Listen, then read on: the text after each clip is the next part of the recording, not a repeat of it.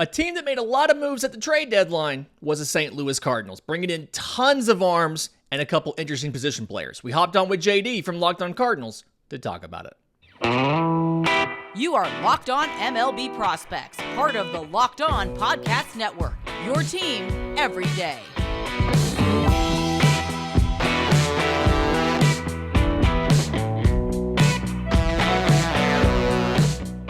Hey there, Cardinals fans. I'm JD Hafron, and I'm a national radio sports anchor, born and raised in the Lou, and a lifetime Cardinals fan. And I'm your host for Locked On Cardinals, part of the Locked On Podcast Network, your team every day. You can follow me on Twitter at JD Sports Radio and the podcast at LO_Cardinals. We want to thank those of you who make Locked On Cardinals and Locked On MLB Prospects your first listen every day. We're free and available wherever you get your podcasts. You can find us on iTunes, Spotify, Google Podcasts. We're all over the place, including YouTube. Make sure you like, subscribe, and comment. That way you're interacting with us. Hit that notification button so you know when the new episodes are posted. This is a show serving Cardinal Nation and giving the best fans in baseball all of the info about the birds on the bat.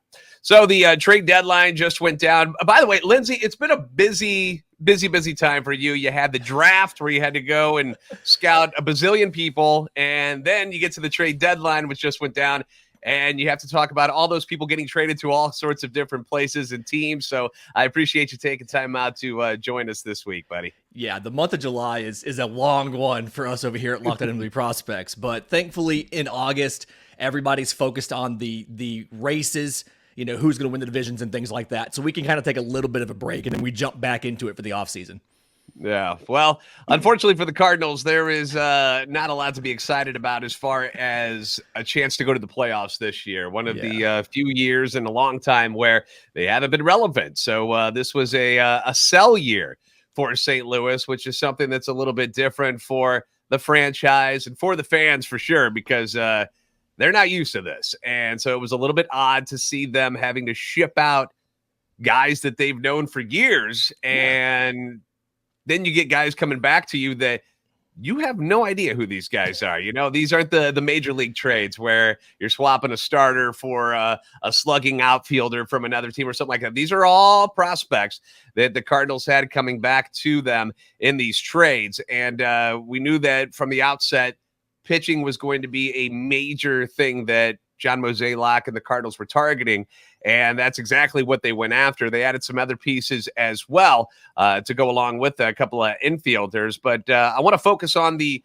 starting pitchers from the beginning here. So let's go ahead and begin with who many deemed as the top pitcher that they got back in any of these returns, because now he's ranked number 4 on their prospect list according to MLB Pipeline, and that would be Sem Robberse.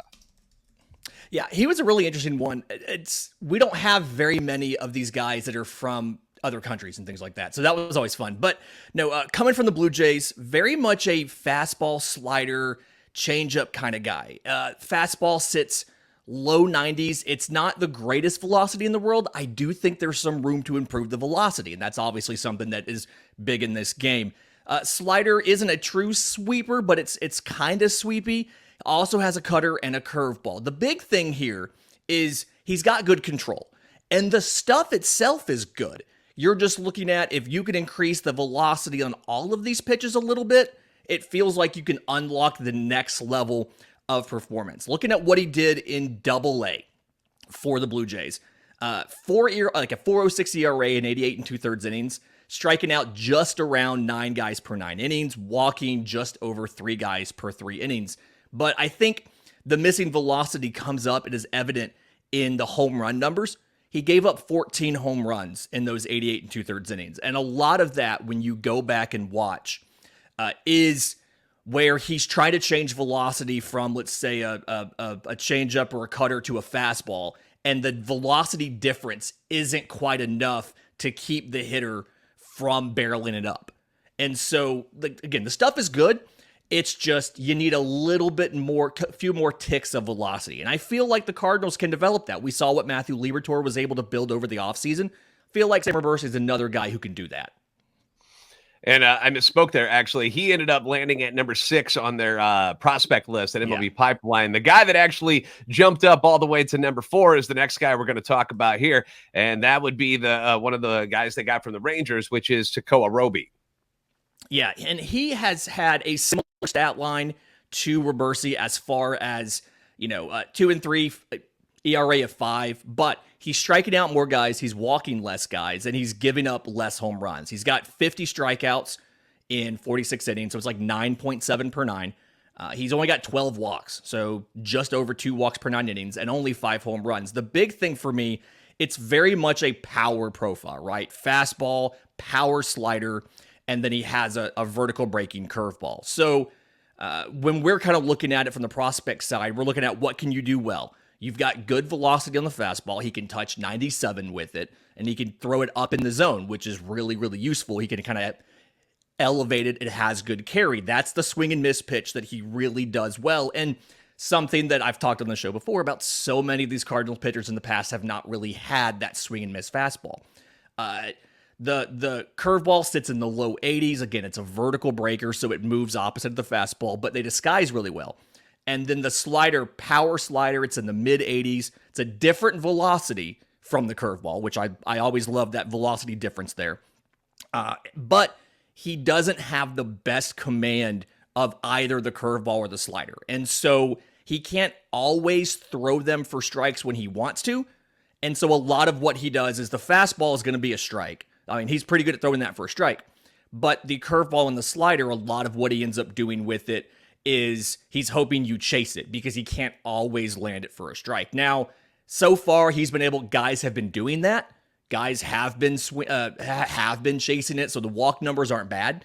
But that is something to watch as he comes off the injured list. He has a shoulder injury right now. Mm-hmm. Does have a changeup that he pulls out from time to time, but it's really those kind of the fastball, curveball, slider combo. Can you get a little bit more consistency with the strikeout, or with throwing strikes with those secondaries? And if you can, he's absolutely a guy that doesn't have a plus pitch, but has 3 or 4 really good pitches and can be a solid mid-rotation starter. Which is something the Cardinals are definitely looking for, because they got some holes to fill. And before we get into the next pitcher, I do want to remind people that these are guys that are not expected to be in the Cardinals rotation for next year. Okay, these guys were all at AA for the most part, and they're going to go to AAA, and we're going to see what maybe they can offer for next season. But I don't want people to get misconstrued to think that these are the guys who are going to be leading the team next year. It's not going to be Matt, Michaelis, and then Roby and Robberse. That's not how this is going to work. You might see them up at some point next year if they develop well, but I don't want people to think that's the answer and that's what John Mozeliak got these guys for. This is part of rebuilding a Cardinals farm system that was a little bit depleted. You've heard some good names over the years that they've got coming up, but a lot of these guys aren't ready. But it looks like these guys are going to be good additions to the next wave of prospects coming through. Now, the next pitcher we want to talk about was one of the guys that came over from the Baltimore Orioles in the Jack Flaherty trade. This is an interesting one because I've seen where some people like him, some people don't like him at all. He's regressed a little bit going into this year, and that is Drew Rom. So what can you tell us about Drew? Really interesting. So 2018 4th rounder, and he throws 2 different fastballs. And so, when you look at the listings on StatCast or whatever it might be, it says fastball, slider, change. It's really 4-seam fastball, 2-seam fastball, a sweeper, and a splitter. So a little bit of an interesting kind of combination of things he throws there. The big thing is he really kind of fits. He reminds me of that older model of Cardinals pitching where it's, we're going to give up contact, but not hard contact. We're going to avoid bats.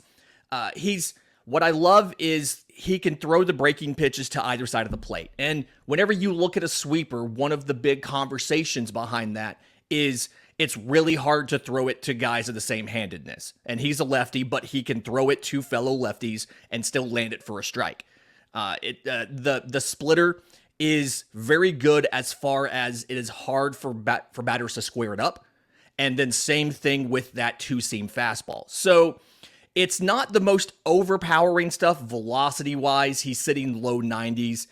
He hides the ball really well just coming out of the delivery. It's a little bit of a lower arm slot, so it's a little bit of an unusual angle from a lefty, and it's hard to pick the ball up So the deception helps, but it's not just a pure stuff kind of thing. It's the way he sequences and mixes everything. Again, reminds me a lot of that older model of Cardinals pitcher, but I still think it's good enough to be and I do think there is a little bit more velocity you can unlock in there.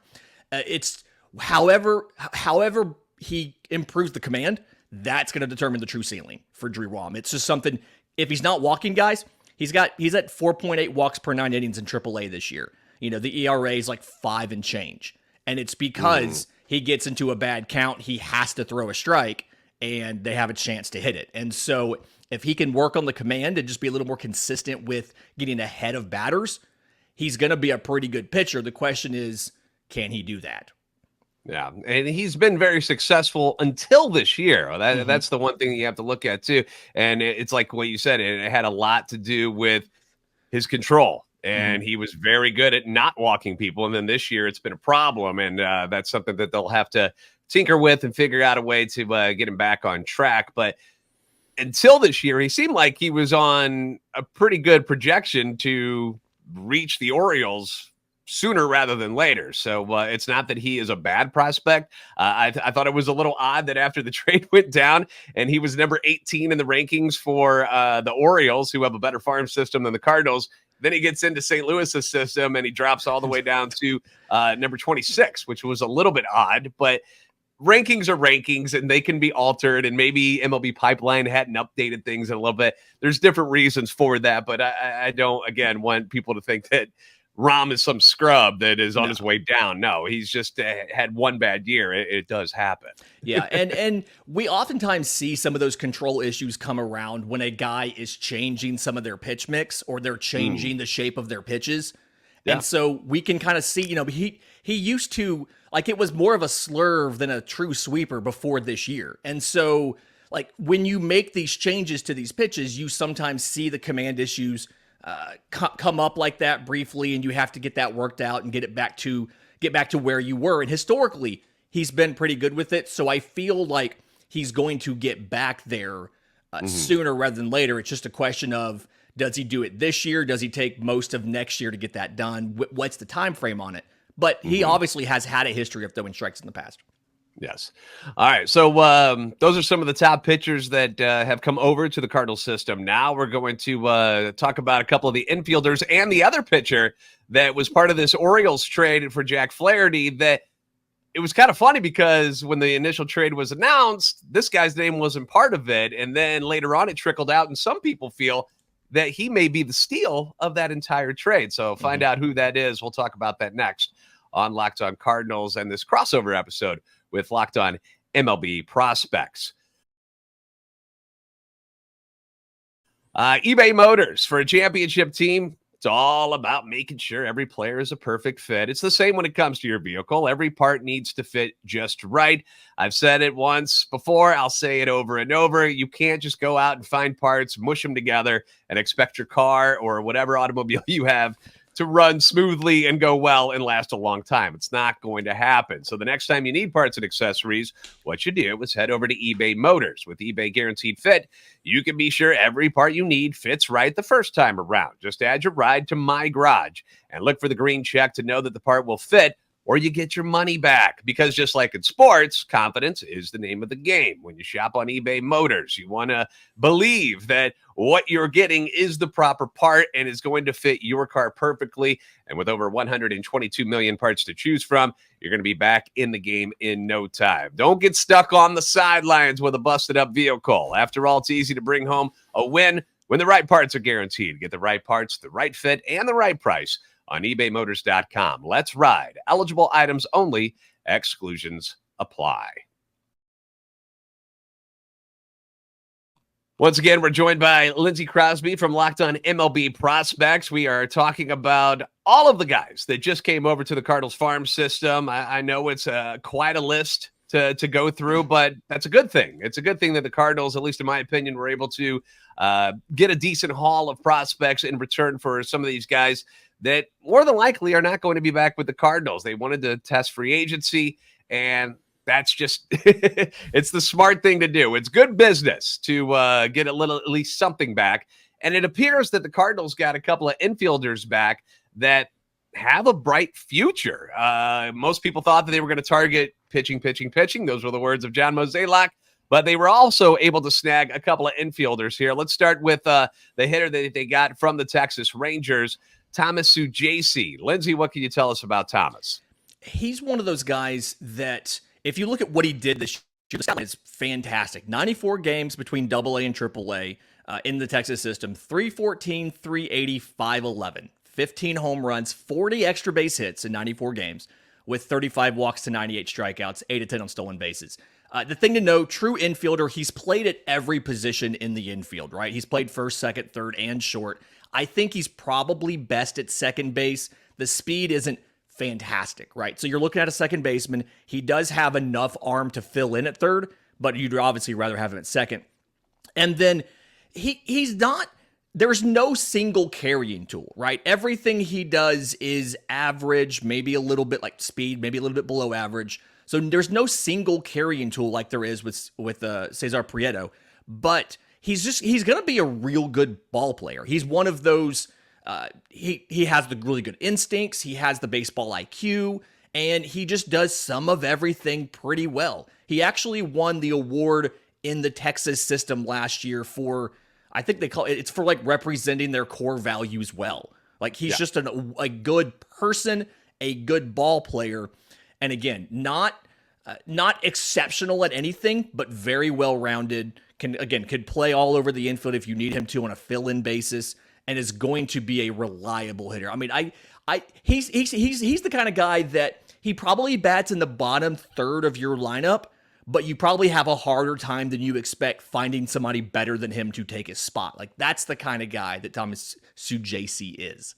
Yeah, and he's hit everywhere he's been. Like if you go through his numbers, whatever level he's playing ball at, the guy produces, and he continues to produce. And there's something to say about that when, like you said, there's nothing special. You know, there's not one thing that stands out about him, but he's a ball player. He's a good ball player, has got a great stick. And then, as you mentioned, defensively, one of those guys that, you know, the Cardinals tend to like those Swiss Army knife type of people who can play in multiple positions. You've got Tommy Edman and Brendan Donovan up on the big club now.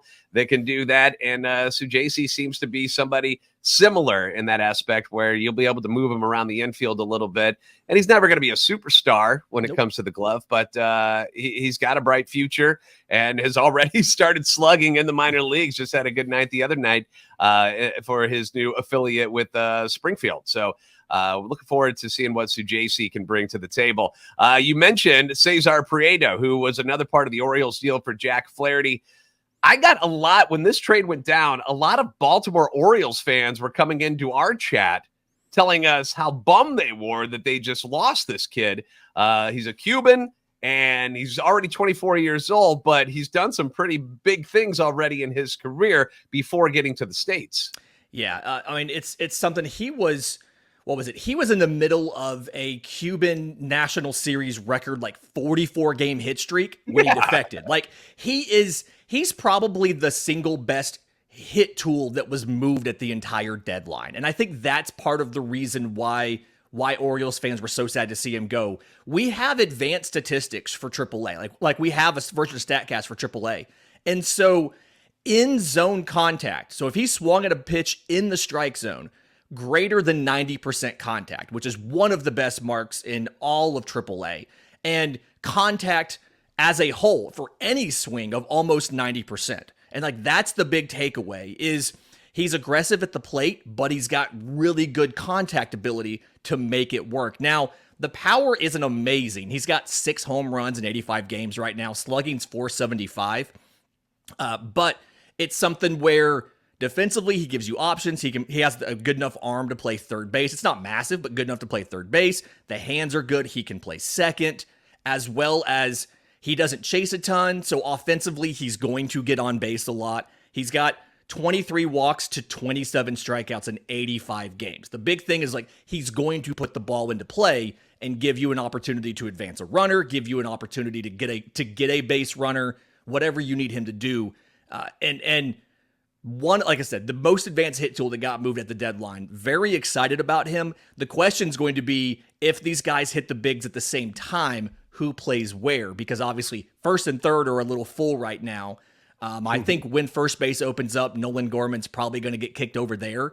So it's like, how do you make it work? But either way, it's a good problem to have two guys who can fill your middle infield. And Prieto has, like I said, the best hit tool that was moved in the entire deadline.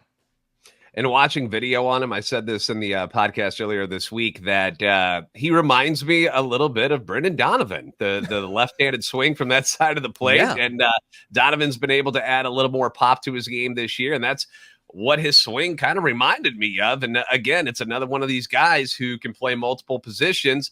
Not going to be a superstar at any of them, but you can plug him into these different positions on the infield, and you're not concerned that he's going to destroy you defensively.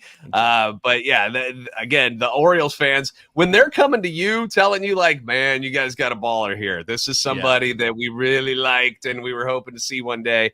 You got your hands on him, and he's 24 years old. So the idea that he might be up sooner rather than later is, I think, at least more realistic, being at age-wise, he's more mature, did what he was doing in Cuba already. So that might be somebody, which brought me to the idea of that, like, okay, so now that you've got these two middle infielders, does this mean guys like Brendan Donovan or Tommy Edman, one of the two, is a little more expendable this offseason as the Cardinals try to piece back together a pitching staff and a starting rotation? So just something to think about there. All right, let's talk about the final piece that was in this Baltimore Orioles trade for Jack Flaherty, and some think might be the gem of that particular trade. We've just had great things to say about Prieto. Rom, good, but tell me about Zack Showalter, the 19-year-old. Yeah, so right-handed pitcher. It was something they drafted him in the 11th round. And everybody hears that and thinks, oh, well, he's not that great. No, it was because they knew he was going to take a bunch of money and they didn't know whether or not he would sign, and they didn't want to get penalized for it. But probably the highest ceiling of any of the guys that came over to the team. He's got 9 starts this year between rookie ball and A ball. 2.37 ERA in 30 innings. 41 strikeouts, so 12.2 per 9. To 14 walks, which, 4 walks per 9 isn't great. Only giving up 1 home run. But the thing here is it's all off of the fastball. He's only 19 years old. Fastball still sits mid-90s. Has a lot of those traits, those advanced traits that a lot of the analytical teams really like. It's almost flat. Like, it has enough backspin and carry up in the zone where, like, you expect gravity to pull it down, and it just never happens. And because of that, so many hitters swing and miss. He hides it really well in the delivery too, and then he gets good extension. He's 6'2", gets good extension towards the plate, so it plays up from that velocity. And this is the new, like, the cutting edge type of fastball you're looking for. That flat approach angle, high carry, high extension fastball. And because he was a prep pitcher, that was the only thing he really needed to dominate. And so it's the best pitch. He throws a slider, he throws a curveball, he throws a change. None of them are that great, but you've got plenty of time. And when the fastball is so good already, I think MLB Pipeline had it as a 60. I've got it a little bit higher than that, actually. When you have a pitch that good, it gives you a nice base to work off of. He's going to need the changeup to deal with lefties, so that's got to get a little bit better. And then slider, curveball, just make those more consistent. Maybe give him some time with Wainwright for them to both talk about how the curveballs work. And I think you have a guy that could legitimately be a middle to top of the rotation arm. It's going to take some time. He's only 19, but he looks really, really good early. And the big thing for me is he's got that great fastball that all of the really good ace pitchers now seem to have. Yeah, and again, you mentioned 19 years old, so patience, not exactly something that most fans have these days, especially when you're coming off a losing season. But when it comes to these kind of pitchers, you got to wait a little bit. They don't really mature until, 23 to 25 years of age. So thinking about Showalter later on down the line, it's an exciting thing. Again, if you go back to the MLB Prospects thing, and it was something that was a little bit odd to me, was that with the Orioles, Showalter was unranked, wasn't in their top 30. Gets traded to the Cardinals. Rom drops back. Showalter moves up and is at number 23 on the Cardinals prospect list. So obviously, he's doing something right that had them go, wait a second, maybe he's got to be on the top 30. And for him to crack the top 25 and 19, that's pretty good. You got to like that. Yeah, and it's something where they don't always update over the summer until the trade deadline happens. And so some of that was just natural updates. But then also it's just Showalter has looked maybe even better than we thought he was going to look as far as A-ball. I mean, a 2.37 ERA from a 19-year-old. Yes, 4 walks per 9 isn't amazing, but it's not bad compared to what a lot of 19-year-olds in A-ball do. And so, like, you can tell he's picking up being a professional pitcher quicker than a lot of other high schoolers do, a lot of other teenagers do. And I think that's why I honestly think 23 is a little bit low, but that's just me liking the package and what I see and doing a lot of projection forward. Whereas some of the guys ahead of him, like a Max Rajic and things like that, are guys who have a better pedigree and have been doing this for longer. And that's why they're higher on the list. Yeah, understood. All right, coming up, we're going to talk about who the Cardinals were able to flip Paul DeJong for, a guy that, we talk about starting rotation with the Cardinals over and over. The bullpen is terrible too, and it needs some help. And this next guy is somebody who might be able to help them out as well. We'll get into that next on this crossover episode of Locked On Cardinals and Locked On MLB Prospects.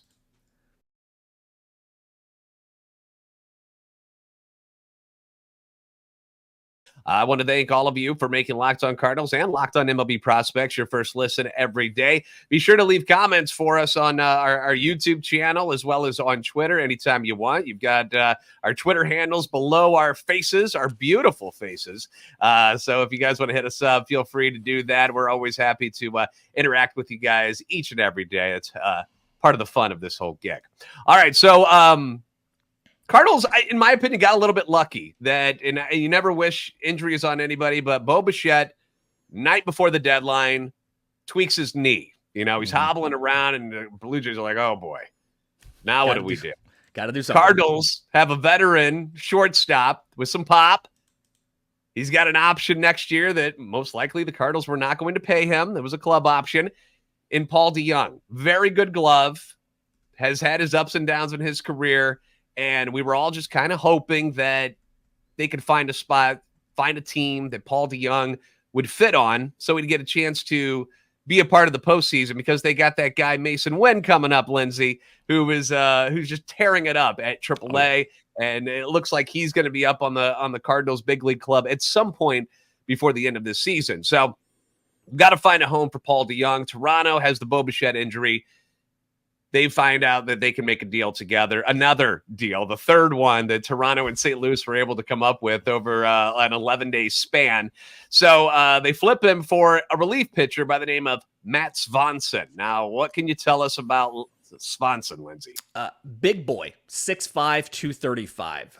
Fastball, sweeper are the two things that he throws. The fastball is very much a sinker kind of profile, 92 to 94. He's looking for ground balls and things like that. The sweeper, it reads a lot on StatCast as a cutter, but it's really interesting because the speed does one thing, the movement does another, but either way sits in the mid 80s or so. I love the combination, and he's had really good success. In A-ball this year, 31% strikeout rate. And he's played in 26 games, all in relief, 1.11 ERA in 32 innings, 39 strikeouts to 11 walks. Now, he is a little bit old for the level. He's 24 years old, and he's been in A-ball and high A. So I think part of it is he needs to get up to a higher level of competition. But he is a true reliever. They feel like he can move rather quickly. And I would not be surprised by the middle of next season to potentially see him in St. Louis, provided that these two pitches of his that he throws, and he continues to be as effective with those when he moves up a level.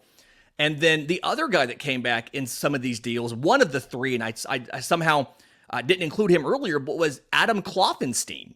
Another even bigger guy, 6'5", 245. And it's something really interesting. Cutter, slider, two-seam fastball. Despite the size, is only throwing low 90s, right? And he's throwing a ton of strikes. He's getting a ton of ground ball contact. And it's something where He's got the pitchability. He's got the durability. If you can unlock some more velocity, maybe he's a starter for you.